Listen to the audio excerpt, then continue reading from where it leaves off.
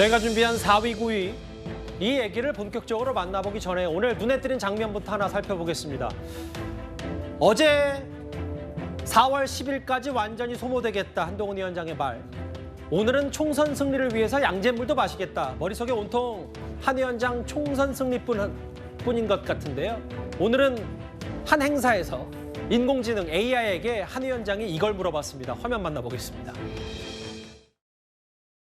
한동훈 비상대책위원장님께서 서명을 하고 계십니다. 네, 한동훈 위원장님과 국민의힘은 대한민국의 미래 성장 동력인 AI 산업과 함께하겠습니다. 관공서에서 물어볼 일은 아닐 것 같은데요. 제가 궁금한 게 있어서 물어보겠습니다. 국회의원 선거에서 국민의힘이 이기려면 어떻게 해야 됩니까? 안녕하세요. 국회의원 선거에서 국민의힘이 이기려면 다음과 같은 방법을 고려해 볼 수 있습니다. 첫째, 후보자의 정책과 이념을 분석하여 자신과 가장 일치하는 후보에게 투표할 수 있습니다. 둘째, 주변 사람들에게 후보에 대한 정보를 공유하고 동참을 유도하여 지지를 확대할 수 있습니다. 셋째, 선거 참여율을 높이기 위해 주변 사람들을 독려하고 투표소에 가는 것을 도와줄 수 있습니다. 이러한 노력을 통해 국민의힘이 선거에서 이길 수 있습니다. 저러면 이길 수 있겠는데? 꿀테 안경에 가장 잘 어울리는 사람이 누구야? 안경의 어울림은 개인의 취향과 외모에 따라 다를 수 있습니다. 따라서 어떤 사람에게 안경이 가장 잘 어울린다고 일반화하기는 어렵습니다. 분위기 파악을 좀 못하는. 그러나 일반 AI에게 여러 질문을 좀 했는데 한동훈 위원장이 원하는 답은 화면에서 봤다시피 제대로 못 얻은 것 같아요. 저희 뉴스탑10 첫 출연하신 윤지인 대표님. 예. 일단 AI에게조차도 올 총선에서 국민의힘이 이기려면 어떻게 합니까? 절박, 소모되겠다. 본인이 총선을 어떤 자세로 임하는지를 강조하는 한동훈 위원장의 속내를 좀 어떻게 분석하시겠어요? 일단 한동훈 비대위원장이 정치권에 등장한 이후에 약간 좀 대권 행보를 보이는 거 아니냐 이런 비판이 좀 있었잖아요. 근데 그런 걸 또 의식한 나머지 총선의 총선 사령탑으로서 얼만큼 이 선거에 절박하고 간절한 마음을 갖고 있는지를 좀 이런 식으로 많이 어필한 것 같습니다.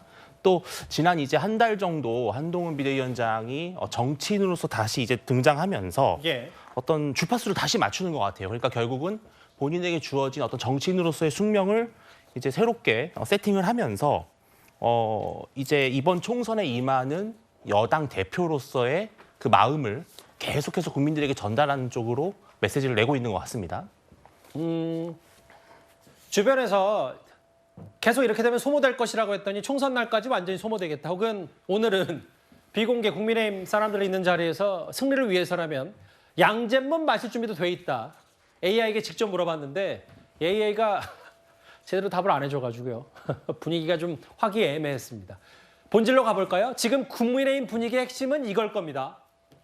김건희 여사 관련해서 용산 대통령실이 침묵을 지키고 있는 가운데 한동훈 위원장이 어제부터 다소 다른 목소리를 내기 시작했습니다. 그간 한동훈 위원장의 입장 변화의 과정을 오늘 목소리까지 한 화면에 모아봤습니다. 기본적으로 그 내용들을 제가 보면은 일단은 이 몰카 공작이라는 건 맞잖아요. 그 몰카 공작의 당사자인 서울의 소리가 고발했던데요. 그럼 우리 시스템에 맞춰서 법과 원칙에 따라 수사가 진행돼서 처리될 거라고 생각합니다. 다양한 생각을 많이 얘기하는 것, 그거는 당연히 환영받을 일이고 저도 잘 듣겠다는 말씀을 드립니다. 제2부속실의 설치에 대해서 저는 필요하다고 생각합니다. 대통령실에서도 그 부분에 대해서 심도 있는 검토를 하겠다고 밝힌 상황이니까 지켜보면 될 것 같습니다. 그 문제는 기본적으로는 함정 몰카이고 그것이 처음부터 계획된 것이 맞습니다. 그렇지만 그 전후 과정에서 분명히 아쉬운 점이 있고 국민들께서 걱정하실 만한 부분이 있었다고 저도 생각합니다. 그렇기 때문에 제가 제2부속실과 특별감찰관에 대한 검토 문제를 전향적으로 말씀드렸던 것입니다. 김 여사가 직접 사과할 필요성이 있다고 보실까요? 그 이슈에 관한 저의 입장은 어제 분명하고 확실하게 말씀드렸다라고 말씀드리겠고요. 더 이상 제가 오늘 더 다른 말씀 드리지 않겠습니다. 국민의 눈높이에 생각할 문제니까요. 갈등이라고 할 만한 문제는 없습니다. 당에서도 사과의 목소리가 하나둘씩 나오는 것 같아요. 국민의힘은 여러 가지 의견들이 있는 정당이고 여러 가지 의견들을 허용하는 정당입니다.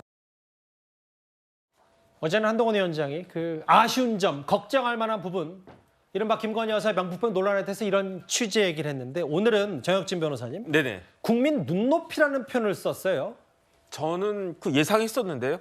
한동훈 전 법무부 장관이 비대위원장이 될 때 저렇게 행동할 거라고 저는 예상을 했었습니다. 왜냐하면 그 상식적으로 사실 따져보면 비열하게 함정을 파는 사람들이 굉장히 제일 나쁜 거지만 하지만 그렇게 파놓은 함정에 부주의하게 빠지는 것도 문제가 있는 거 아니겠습니까? 한동훈 비대위원장에 대해서 민주당 쪽에서는 뭐 대통령의 아바타 운운했지만 제가 봤을 때 한동훈 비대위원장은 대통령이나 그 영부인에게도 할 말, 필요한 말은 할 것이다라고 저는 예상을 갖다가 했고요. 그다음에 실질적으로 대통령에게 할 말을 할 수 있는 사람이 한동훈 비대위원장 말고 또 누가 있을까? 저는 굉장히 회의적이었거든요. 예컨대 뭐 김기현 대표가 뭐 그런 이야기를 할 수 있겠습니까? 이뇨한 위원장이 할 수 있겠습니까? 뭐 김한길 씨가 뭐 할 수 있겠습니까? 그렇기 때문에 저는 이제 그 한동훈 비대위원장이 대통령과 영부인에게 이 문제와 같은 그런 부분들에 대해서는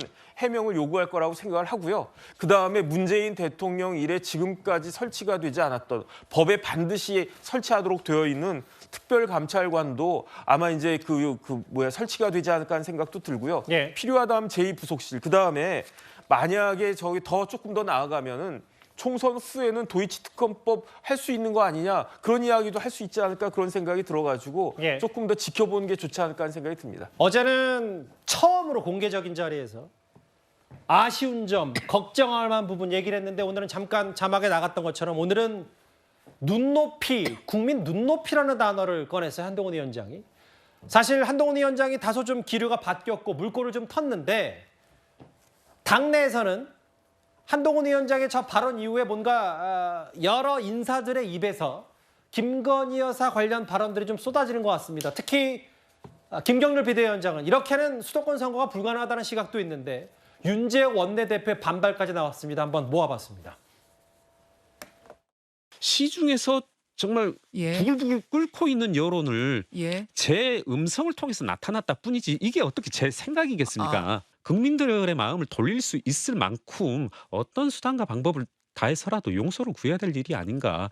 분명히 상대방의 몰카 공작이었고 맞고 그거대로 뭐 전처벌해야 될 일이라고 생각하는데 국민들은 각자에게 요구되는 어떤 도덕적인 수준이 있고 영부인으로서의 지위와 역할, 기대치가 있는 건데 그걸 이제 무너뜨린 거고. 특정 지역과 관련해서 발언한 부분에 대해서는 대단히 유감스럽게 생각합니다. 저는 어제 의원총회에서 원론적인 이야기를 한 겁니다. 원내대표로서 본질을 잊어버리고 본질을 간과하고 얘기하다 보면 정치 공작을 한 사람들의 노림수에 알려드는 거고. 윤재욱 원내대표와 일부 비대위원들의 온도차는 분명히 보신 것처럼 있습니다.